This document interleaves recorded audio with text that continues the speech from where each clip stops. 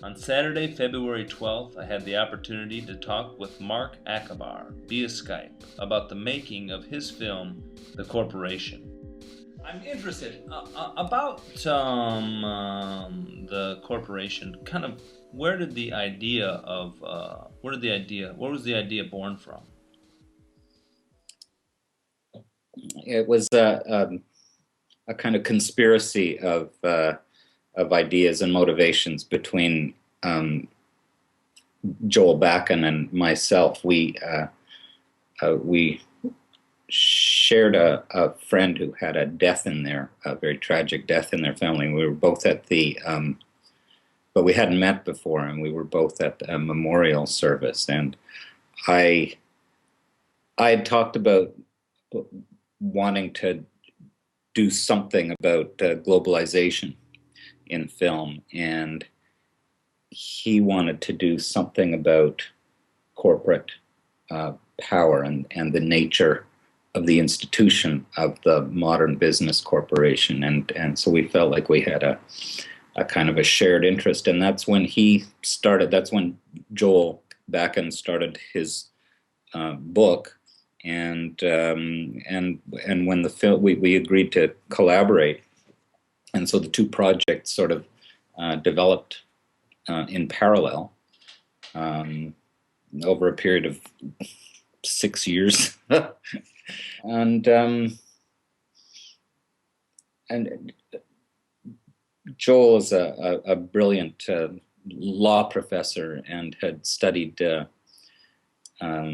psychology earlier. He's a Rhodes Scholar, and both his parents were psychologists. So he blended he had that brilliant insight of seeing the corporation as both a legal entity that is recognized as a person under law, but he also brought this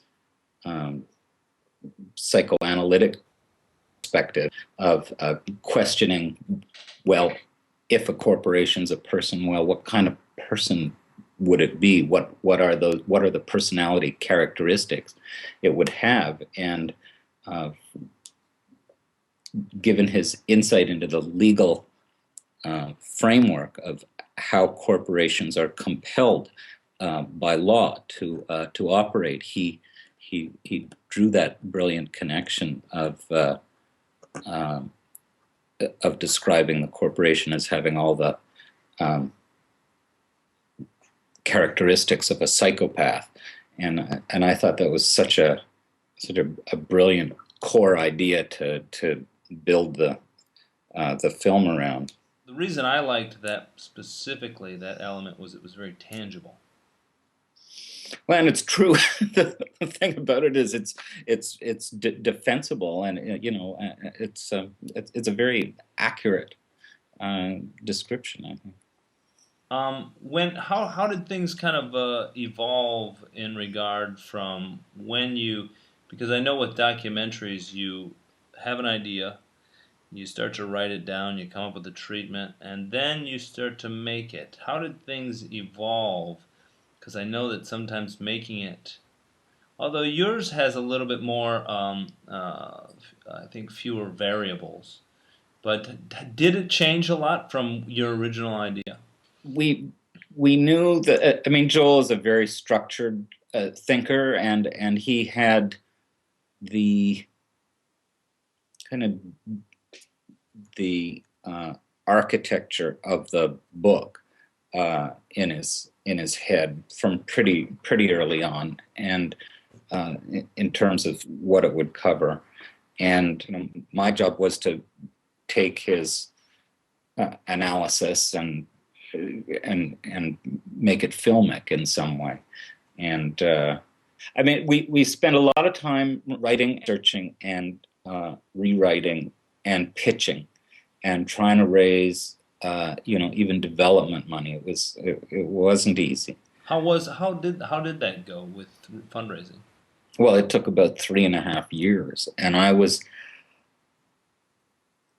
pretty committed to trying to get all the money together up front before really starting shooting. I mean, I did some kind of research interviews um, with low budget equipment, but I really wanted to have the resources to give the to be able to give the film a consistent look. And so I really wanted to be able to, buy a decent Betacam camera and have it on hand for the production's use, without having to go and rent it. It just made sense to actually own one for the period of time that we were going to be shooting. And I had learned from it was just the opposite, precisely the opposite process in making Manufacturing Consent, which was a previous film that I'd done with Peter Wintonic, where it was very spontaneous. We shot with whatever we could get our hands on at any given moment, and so there was a huge range of types of cameras and looks to the film and different camera people, and that just evolved as the aesthetic of the piece. And I really wanted to have something more kind of consistent looking, and because I wanted it to be considered, broadcast quality, and even though it was going to have a fairly radical analysis, I wanted it to.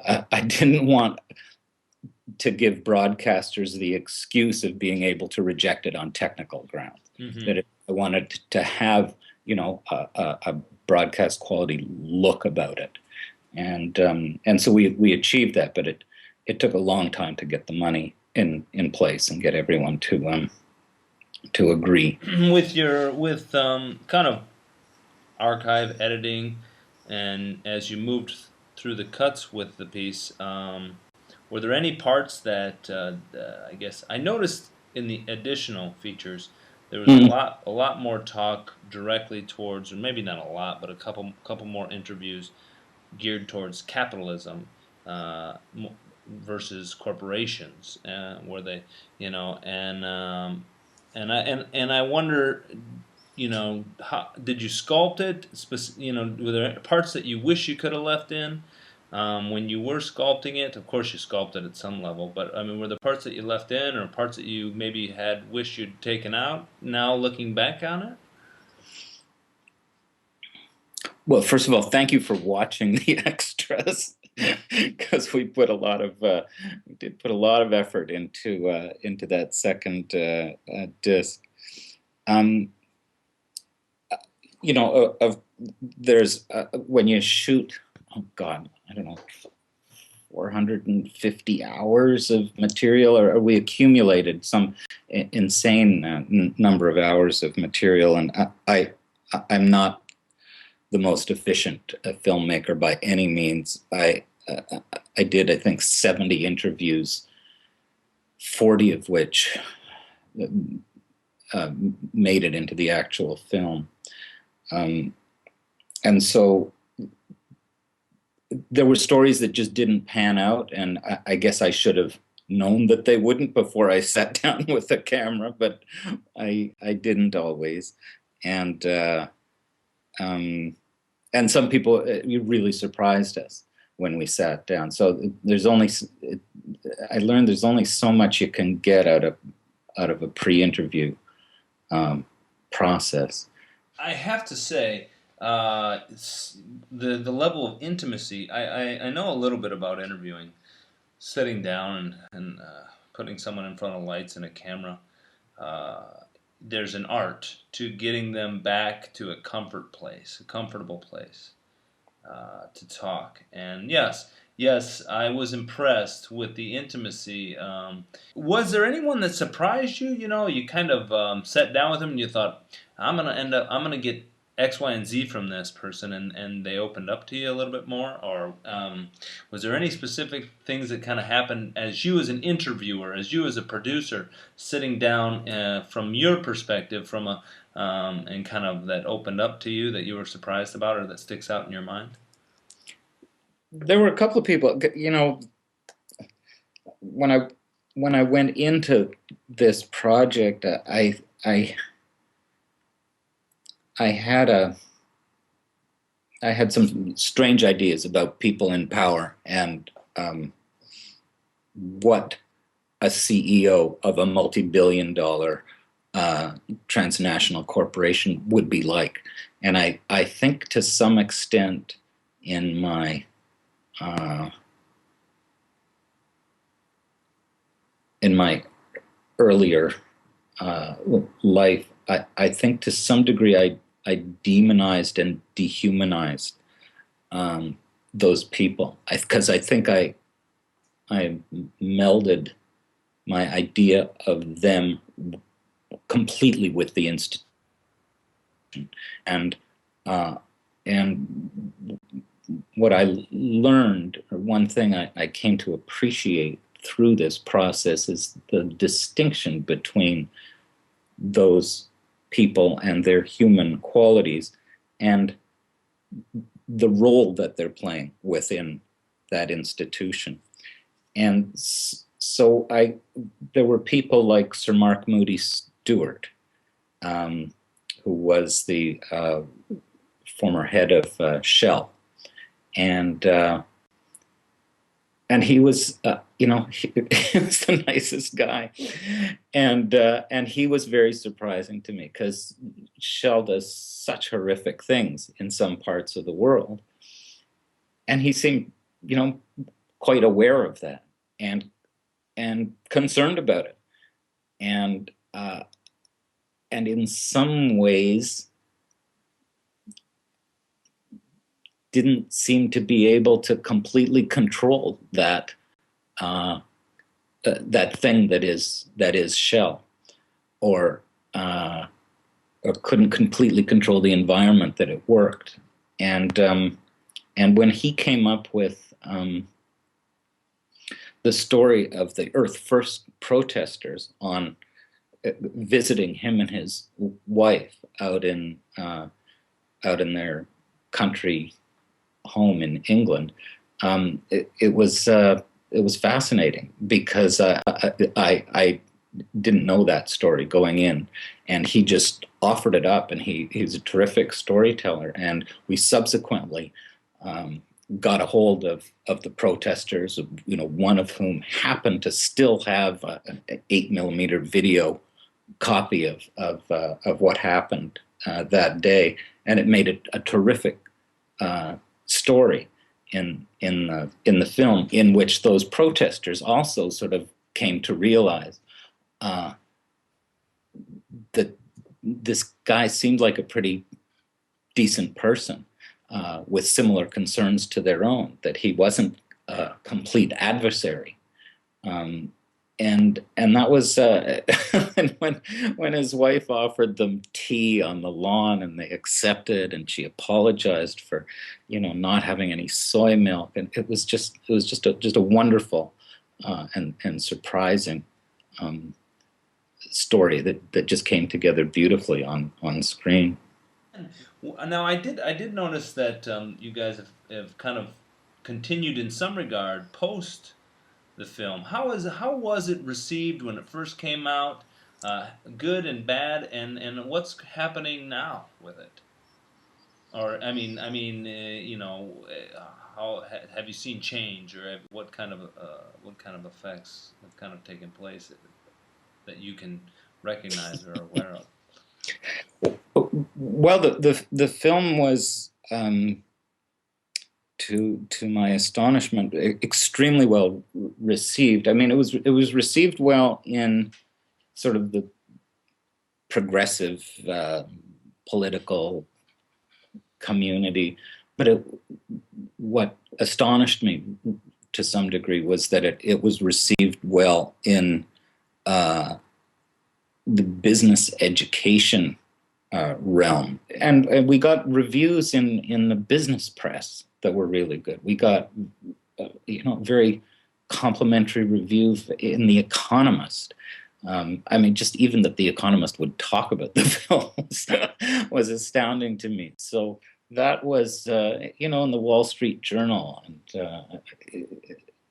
so that was that was very satisfying, and I was very happy about that. In terms of the impact, I don't, a lot of people have told me that the film has really changed the way they see the world and the way it works, and they just can't look at corporations and corporate logos, and their interactions with corporations are has been fundamentally shifted, and that's a great, I think that's an amazing accomplishment. Have you seen any response in the corporate level? I suppose they're not going to write you personally and say, "Thank you, Mr. Achbar, you changed our life. We're changing the corporation." But Well, I know that the film has been used to kick off discussions within corporations of, what is socially responsible behavior, and how can we get better at it. And if the film is, a part of the curriculum of the training of the next generation of business managers, then I can only hope it's going to humanize, to some degree, their approach. But the institution is only getting more powerful. In the United States, just recently, there was a Supreme Court decision that, based on the corporation's status as a person and its the rights that it has accumulated to free speech, corporations now have the right to make unlimited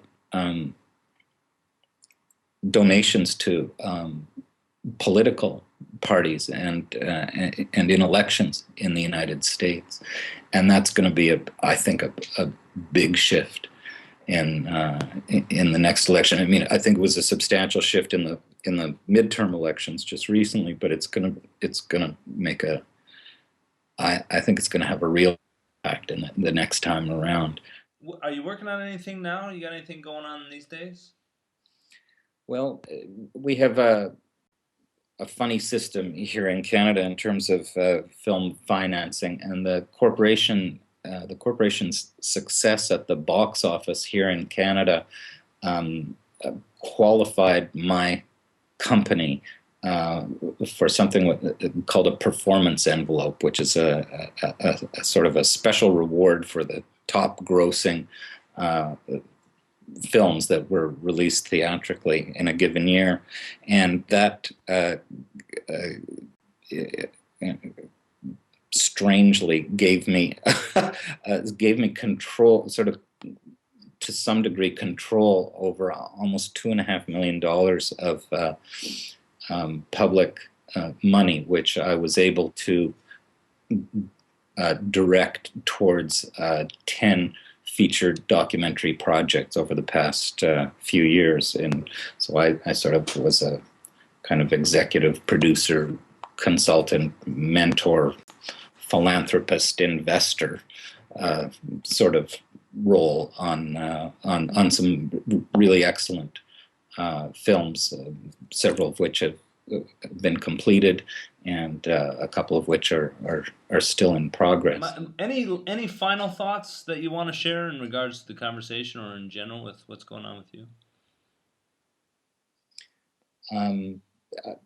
I'm just amazed that it's still alive, that people like yourself are that it's fresh and still interesting for one documentary to have that long and strong a life out there is amazing. And there was